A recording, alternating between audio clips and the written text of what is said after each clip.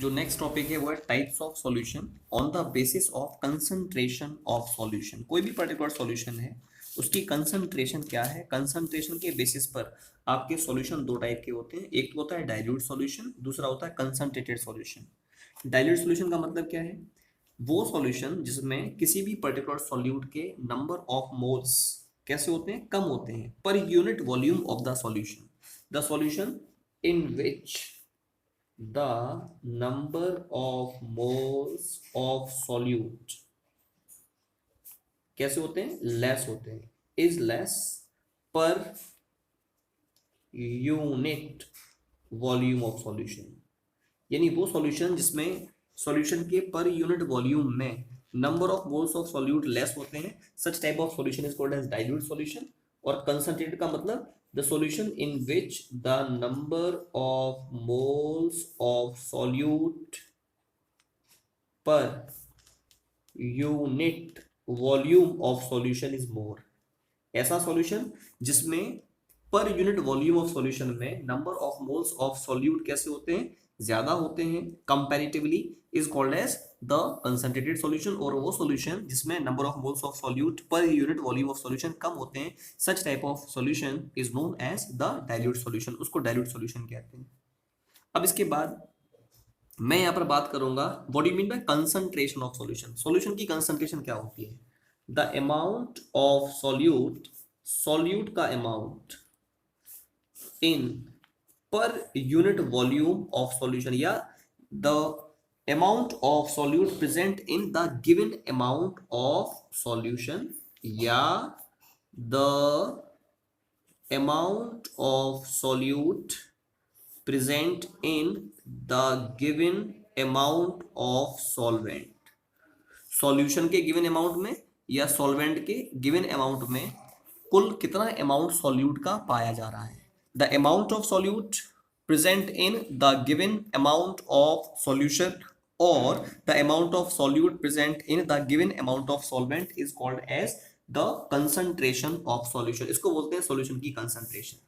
अब next topic है methods to determine the concentration of solution. Solution को determine, solution की कंसंट्रेशन को निकालने के कौन कौन से मेथड्स हैं, वो कौन कौन से मेथड्स हैं जिनके द्वारा हम किसी भी सॉल्यूशन की कंसंट्रेशन को निकाल सकते हैं। इनमें से पहला होता है मास परसेंट। मास परसेंट को हम W/W से रिप्रेजेंट करते हैं। मास परसेंट होता क्या? The amount of solute in gram present in 100 gram of solution. Solution के 100 ग्राम में कुल कितने ग्राम सॉल्यूट के पाए जा रहे हैं, it is called as its mass percent. जैसे अगर कहीं पर दिया है ना 10% शुगर सॉल्यूशन, कहीं लिखा है 10% शुगर सॉल्यूशन बाय मास, अगर दे रखा है 10% sugar solution of by mass, तो इसका मतलब ये हो गया if the total mass of solution is 100 ग्राम, तो 100 ग्राम ऑफ सॉल्यूशन में 10 ग्राम आपके सॉल्यूट के पाए जा रहे हैं, 10 ग्राम शुगर के पाए जा रहे हैं। तो इसका मतलब हो गया 10% शुगर सॉल्यूशन या solution of sugar by mass. दोबारा सुनो, 10% शुगर सॉल्यूशन का मतलब ये हो गया by mass.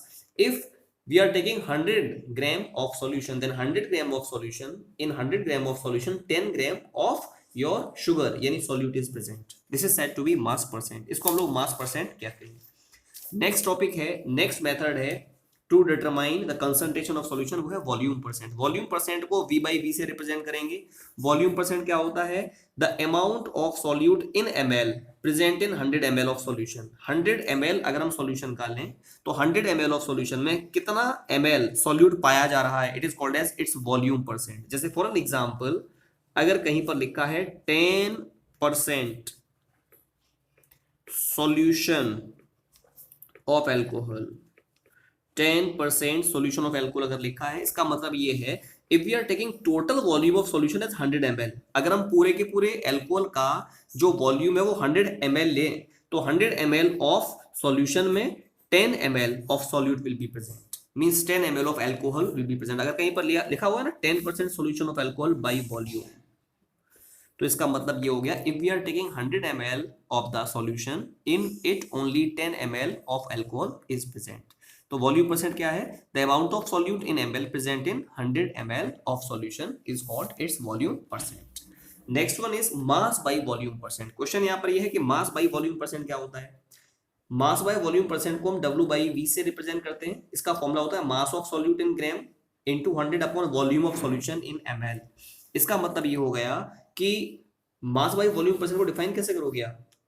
Mass by volume percent represents the amount of solute in gram present in 100 ml of solution.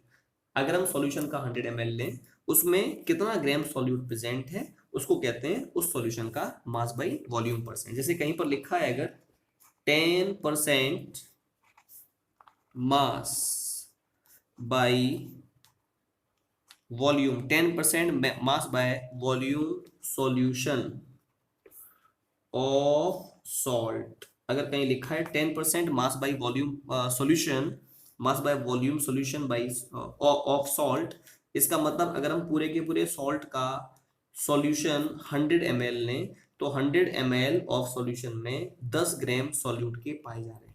तो मास by volume percent means the amount of solute in gram present in 100 ml of solution. दोबारा सुनिएगा, मैंने क्या बताया? मैंने बताया कि अगर मैं पूरे के पूरे सॉल्यूशन का अगर मैं मास 100 ml लूं तो उसमें जो आपका सॉल्यूट होगा, सॉल्यूट मींस जो सॉल्ट आपने लिया है, 10% mass by volume solution of salt में आपने सॉल्ट सॉल्यूट लिया है, तो if the whole solution we are assuming as 100 ml then the salt present in it will be only 10 gram. अब जो नेक्स्ट टॉपिक आएगा आपका वो है पार्ट्स पर मिलियन। क्वेश्चन ये है पार्ट्स पर मिलियन होता क्या है?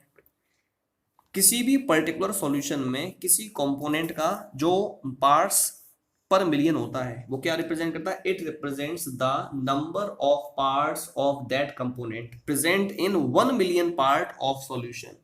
अगर हम पूरे के पूरे सॉल्यूशन का 1 मिलियन पार्ट लें, we can also represent it like this, ppm can also be represented as number of parts of a component, किसी भी पर्टिकुलर कंपोनेंट का number of part upon number of total number of parts, total number of parts of all components in solution into 10 raised to the power 6। इसका मतलब ये हो गया कि if we are taking 1 million parts means 10 raised to the power 6 parts of solution, तो solution के 10 raise to the power 6 parts में यानी 1 मिलियन पार्ट्स में कुल कितने पार्ट्स सॉल्यूट के पाए जा रहे हैं, कुल कितने पार्ट उस स्पेसिफिक कंपोनेंट के पाए जा रहे हैं, it is called as parts per million.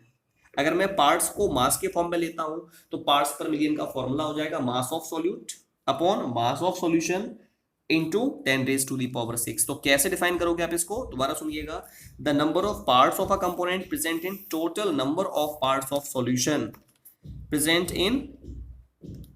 present in 1 million parts of solution, present in 1 million parts of solution is called as parts per million। दोबारा सुनो, the amount, or we can also say it in terms of mass also, the amount of solute in gram present in 1 million parts of solution, ठीक है, it is called as the parts per million। अब मैं एक example भी ले लेता हूं parts per million का। जैसे अगर कहीं पर आपसे कहा we are having 10 parts per million of sulphur dioxide, तो इसका मतलब ये हो गया 10 million parts per million of sulphur dioxide in air, यानी एयर का अगर हम 1 मिलियन पार्ट लें, 1 मिलियन पार्ट का मतलब ये हो गया we are taking 10 raise to the power 6 part 10 raise to the power 6 gram of air, तो 10 raise to the power 6 gram of air में 10 gram of sulphur dioxide will be present, तो इसका मतलब है 10 ppm ऑफ SO2। तो हमने यहाँ पर पार्ट्स पर मिलियन के बारे में भी डिस्कस किया है। अब इसके बाद जो नेक्स्ट टॉपिक हम लोग डिस्कस करेंगे वो है मोल फ्रैक्शन। क्वेश्चन यहाँ पर ये है मोल फ्रैक्शन होता क्या है? मोल फ्रैक्शन को निकालने के लिए हम ये मानते हैं सपोज कोई सॉल्यूशन है हमारा, उस सॉल्यूशन में दो कंपोनेंट्स प्रेजेंट हैं, एक तो है सॉल्यूट और दूसरा है सॉल्वेंट। जो सॉल्यूट कंपोनेंट है ना उसको मैंने बी माना है अपनी तरफ से, आप कुछ और मान सकते हैं, 1 मान सकते हैं, 2 मान सकते हैं, x मान सकते हैं, y मान सकते हैं, जो चाहे माने। मैंने सॉल्यूट को बी कंपोनेंट माना है और सॉल्वेंट को मैंने ए कंपोनेंट माना है। तो अगर आपको सॉल्यूट का मोल फ्रैक्शन निकालना है तो सॉल्यूट के मोल फ्रैक्शन को काई या एफ से रिप्रेजेंट करते हैं, एनसीईआरटी में काई से रिप्रेजेंट किया गया है, तो ये हो जाएगा chi B is equal to, chi B means mole fraction of solute, तो ये होता क्या है, it will be equal to number of moles of solute upon number of moles of solvent plus number of moles of solute. यानी किसी भी component का जो मोल फ्रैक्शन होगा it will always be equal to the ratio of number of moles of that component to the total number of moles present in the solution, उसको बोलते हैं मोल fraction of that component. ऐसे ही अगर आपको B component का आपने mole fraction निकाला है, अगर आप ए कंपोनेंट का निकालना चाहें तो क्या हो जाएगा, ए कंपोनेंट के number of moles upon number of moles of A component plus number of moles of B component. तो किसी भी कंपोनेंट में, किसी भी पर्टिकुलर सॉल्यूशन में पाए जाने वाले जितने भी कंपोनेंट्स होंगे उन सभी कंपोनेंट्स का जो मोल फ्रैक्शन होगा, जैसे ए कंपोनेंट का मोल फ्रैक्शन बराबर हो जाएगा number of moles of A component upon total number of moles present in the solution, ऐसे ही बी कंपोनेंट का मोल फ्रैक्शन बराबर हो जाएगा number of moles of B component present in the total number of moles of the solution. ये मैंने आपको बताया है। अगर सपोज, अच्छा एक और इंपॉर्टेंट बात है, किसी भी सॉल्यूशन में जितने भी कंपोनेंट्स हैं, जैसे सपोज इस सॉल्यूशन में दो कंपोनेंट है ना, तो इन दोनों कंपोनेंट के मोल फ्रैक्शन का जो सम होगा means chi A plus chi B जो होगा ना वो 1 के बराबर होता है। तो किसी भी पर्टिकुलर सॉल्यूशन में जितने भी कंपोनेंट्स होते हैं उन सभी कंपोनेंट्स के मोल फ्रैक्शन का जो सम होगा वो 1 के बराबर होता है। बच्चों एक बात हम जानते हैं, नंबर ऑफ मोल्स है ना, तो नंबर ऑफ मोल्स का एक फॉर्मूला था मास अपॉन मॉलिक्यूलर मास था ना ये। तो अगर मैं ये वाला फॉर्मूला यहाँ लगा दूं तो इसका जो काई बी का जो फॉर्मूला हो जाएगा, एक फॉर्मूला आएगा chi B equal to N B, क्या लगाया मैंने W B upon M B upon N A की जगह पर W A upon M A, because number of moles बराबर होता है mass upon molar mass, plus N B की जगह पर W B upon M B. ठीक है, तो ये आपने देखा मोल फ्रैक्शन बी कंपोनेंट का हो गया। ऐसे ही ए कंपोनेंट का मोल फ्रैक्शन हो जाएगा chi A is equal to N A का मतलब W A upon M A upon N A का मतलब W A upon M A plus N B का मतलब W B upon M B. ठीक है, this is the way by which we can predict out, we can calculate the mole fraction of any specific component present in a solution. ऐसे यहाँ पर तो 3 components हैं, अगर कोई सॉल्यूशन ऐसा है जिसमें बहुत सारे कंपोनेंट्स पाए जा रहे हैं, ऐसा भी हो सकता है किसी सॉल्यूशन में 3 कंपोनेंट्स पाए जाएं, A component B component C component, तो ए कंपोनेंट का मोल फ्रैक्शन हो जाएगा N A upon N A plus N B plus N C. B component का मोल फ्रैक्शन बराबर हो जाएगा N B upon N A plus N B plus N सी।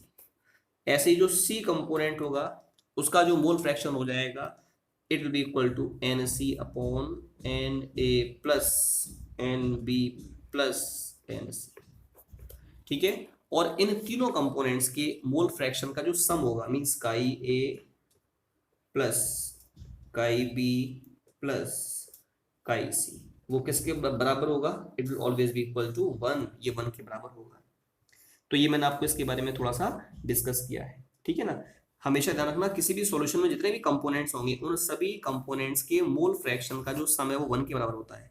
हमने इस सॉल्यूशन में 3 कंपोनेंट्स माने तो तीनों कंपोनेंट के मोल फ्रैक्शन का सम 1 के बराबर हो जाएगा।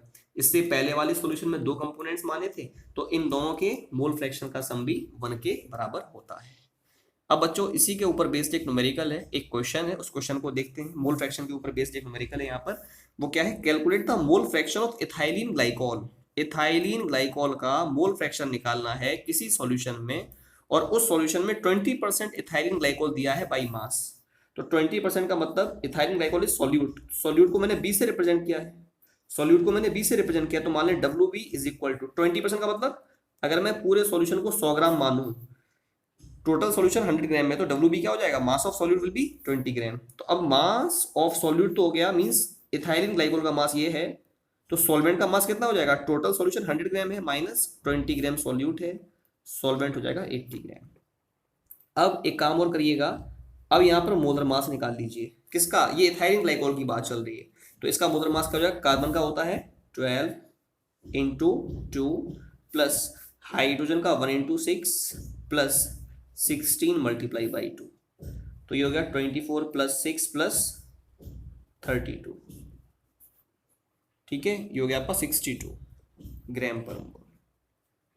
ठीक है, ऐसे ही ए कंपोनेंट की बात करें तो ए कंपोनेंट क्या है, यहाँ पर वाटर है, हमसे कहा ना calculate the mole fraction of ethylene glycol in a solution containing 20% of ethylene glycol by mass. Solution अगर बनाया तो सॉल्यूशन में हम जिस कॉमन सॉल्वेंट को, जिस यूनिवर्सल सॉल्वेंट को यूज करते हैं वो वाटर होता है, मींस ये वाटर है सॉल्वेंट यहाँ पर।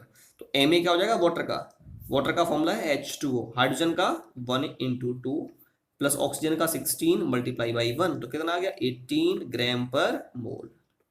तो यहाँ पर मास और मोलर मास सॉल्यूट का आपने देख लिया, सॉल्वेंट का ये मास और मोलर मास आपने निकाल लिया है, ठीक है। अब आप एक काम करो, नंबर ऑफ मोल्स निकालो पहले सॉल्यूट के। फॉर्मूला क्या होता है WB/MB, ठीक है। WB कितना है 20 डिवाइडेड बाय 62, ठीक है।